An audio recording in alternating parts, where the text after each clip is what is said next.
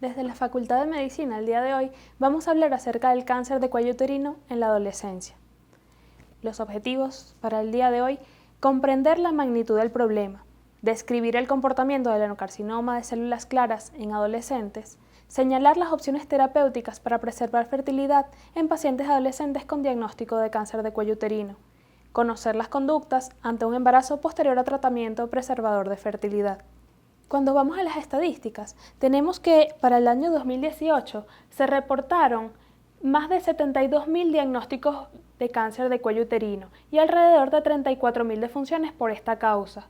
En Estados Unidos es el tercer cáncer ginecológico más frecuente y la primera causa de mortalidad por neoplasias malignas en mujeres de América Latina entre 20 y 40 años y la tercera entre las causas de mortalidad por cáncer del género femenino. En nuestro país no contamos con estadísticas recientes que hayan sido publicadas. Sin embargo, el boletín de incidencia y mortalidad del cáncer basado en los datos de informe pronósticos de mortalidad e incidencia de cáncer en Venezuela, año 2016, publica estimaciones en cuanto a lo que sería tasa de mortalidad y tasa de incidencia, reportando entonces para el 2016 un 11.4 de tasa de mortalidad y tasa de incidencia de 27.12. Como vemos en las gráficas, entonces se nota un ascenso en las cifras. Vemos que este tipo de cáncer se diagnostica con mayor frecuencia entre los 35 y 44 años de edad. Es muy raro que el diagnóstico se haga antes de los 20 años. Sin embargo, si se hace el diagnóstico en edades tempranas, suele tener un comportamiento más agresivo, es decir, la enfermedad en estadio avanzado al momento del diagnóstico tiene un mayor tamaño tumoral, la tasa es más alta en cuanto a compromiso parametrial y las metástasis a distancia, con mayor incidencia de cáncer de células no escamosas, es decir, las variedades histológicas atípicas. En cuanto a las variedades histológicas, tenemos que con mayor frecuencia se presenta el carcinoma de células escamosas en un 80-85%, adenocarcinomas 14% y otros tipos o las variedades atípicas de un 3 al 5%. Las técnicas de detección oportuna han disminuido la mortalidad principalmente debidas al carcinoma de células escamosas. Sin embargo, la prevalencia del adenocarcinoma no ha tenido un impacto significativo por la realización del Papa Nicolau. Cuando evaluamos la literatura en cuanto al adenocarcinoma de células claras, vemos que lo relacionan o no a la exposición intrauterina a dietilestilbestrol, ya que se ha demostrado que las mujeres que tuvieron exposición prenatal a dietilestilbestrol tienen un mayor riesgo de adenocarcinoma de células claras de la vagina y el cuello uterino en la vida temprana. En este estudio, realizado en Chicago, en el cual se hizo el seguimiento de pacientes con diagnóstico de adenocarcinoma de células claras de cuello uterino o de vagina, durante 20 años se tuvieron los siguientes hallazgos. La muestra fue de 695 pacientes. La edad media al momento del diagnóstico, 22 años, y el 80% de las pacientes habían sido diagnosticadas entre 15 y 30 años de edad. El 60% de las pacientes había reportado exposición prenatal al dietilestilbestrol, y la diferencia en la sobrevida entre los pacientes con exposición al dietilestilbestrol y las que no tuvieron exposición fue significativa solo en los primeros 5 años, con 86.1 y 81.2% respectivamente. Sin embargo, ellos en su estudio concluyen que quizá un porcentaje de las pacientes que no habían tenido exposición al dietilestilbestrol en realidad sí habían sido expuestas y que entonces estos valores se habrían modificado, pudiendo haber una diferencia en el comportamiento biológico de los tumores de las pacientes que tuvieron la exposición y las pacientes que no tuvieron la exposición.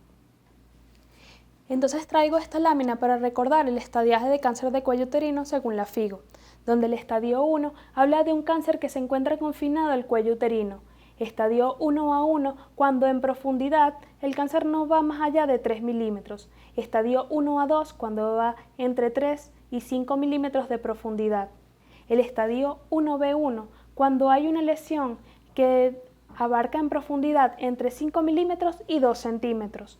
Estadio 1B2 cuando la lesión abarca entre 2 centímetros y 4 centímetros de extensión, y el estadio 1B3 cuando mide más de 4 centímetros, pero recordemos que siempre se encuentra en el cuello uterino.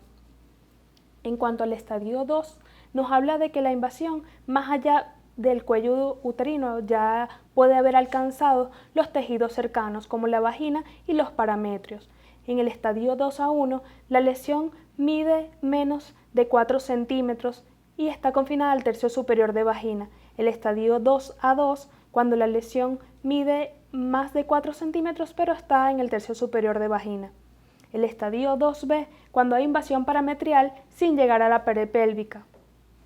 En el estadio 3A, el cáncer ya ha abarcado más allá del tercio superior de vagina.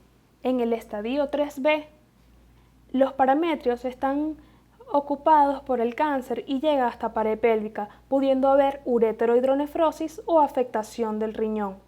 El estadio 3C, propuesto por la FIGO, habla de la invasión de los ganglios linfáticos, siendo 3C1 cuando los ganglios linfáticos afectados están a nivel de la pelvis y 3C2 cuando los ganglios linfáticos afectados están a nivel de la aorta. Cuando ya vamos a los estadios 4 hablamos de la metástasis. El 4A cuando hay metástasis a vejiga o a recto y el 4B cuando hay metástasis a distancia. Una vez que tenemos el estadiaje de nuestra paciente y ella nos manifiesta el deseo de fertilidad, debemos tomar en cuenta los siguientes factores. No debe recomendarse para los subtipos histológicos raros de cáncer de cérvix porque tienen un comportamiento agresivo. No se recomiendan tumores mayores de 2 centímetros y la condición para tratamiento preservador de fertilidad es que los ganglios linfáticos pélvicos sean negativos. Otras consideraciones es que tenemos algunas medidas preventivas para cuidar los ovarios de esta paciente. Por ejemplo, la oforopexia, en la cual vamos a desplazar los ovarios del área de radiación para proteger ese tejido. También está recomendada la supresión gonadal, que puede realizarse con análogo de GnRH, que debe ser indicado 3 a 4 semanas previas a iniciar la quimioterapia. La crioconservación de embriones se recomienda cuando la paciente ya tiene su pareja. Puede hacerse también crioconservación de ovocitos cuando la paciente alcanzó la pubertad, crioconservación de tejido ovárico cuando la paciente no ha alcanzado la pubertad y existen también otras opciones como la donación de óvulos y las portadoras gestacional. Si nuestra paciente es candidata para una preservación de fertilidad como tratamiento, tenemos que, según los estadios, la FIGO nos recomienda. Estadio 1A1, cono más seguimiento sería suficiente para esta paciente.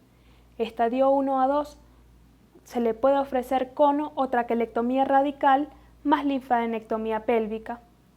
El estadio 1B1, menor de 2 centímetros, la traquelectomía radical más linfadenectomía pélvica es una opción. Cuando hablamos ya de estadios más avanzados, como el estadio 1B2 y 2A1, está indicada la esterectomía radical tipo C. El estadio 1B3 y 2A2 está indicada quimioterapia, braquiterapia y radioterapia. El estadio 2B, 3A, 3B y 4A está indicada quimioterapia, braquiterapia más radioterapia a ganglios. Y la 4B cuando está indicada la quimioterapia combinada. Esta paciente que ya fue sometida entonces a un tratamiento preservador de fertilidad, debemos tomar en cuenta en la consulta preconcepcional que está recomendado el embarazo de 6 a 1 año después de haber recibido este tratamiento preservador de fertilidad, que además esta paciente tiene riesgo de infertilidad porque puede tener estenosis a nivel cervical, vamos a tener ausencia del moco cervical y pueden haber adherencias que más bien dificulten entonces el embarazo de esta paciente y pueda hacer necesario la ayuda de un equipo de fertilidad para fertilización asistida. Tenemos también que estas pacientes tienen más riesgo de complicaciones durante el embarazo, como pueden ser pérdidas en el segundo trimestre y parto pretérmino, condicionado entonces por la ausencia del tapón mucoso, por ejemplo, que permitiría el ascenso de bacterias y las infecciones del líquido amniótico. Esta paciente que fue sometida a un tratamiento preservador de fertilidad y que está embarazada, entonces va a tener un embarazo de alto riesgo. Se le realizó una traquelectomía simple o radical donde está indicado y se sugiere la realización de un cerclaje permanente, donde entonces se va a tratar un embarazo de alto riesgo por este mismo cerclaje y la resolución obstétrica indicada es por vía de la cesárea. Podemos concluir entonces que el cáncer de cuello uterino continúa siendo un problema de gran magnitud en países subdesarrollados. En pacientes jóvenes con adenocarcinoma de células claras de cérvix debe interrogarse la exposición intrauterina a dietilestilbestrol. Se debe considerar el tratamiento de preservación de fertilidad en todo paciente joven que así lo desee y que cumpla con los lineamientos clínicos necesarios para el mismo. El embarazo después del tratamiento de preservador de fertilidad debe ser considerado de alto riesgo por el cerclaje uterino y manejado por un equipo multidisciplinario.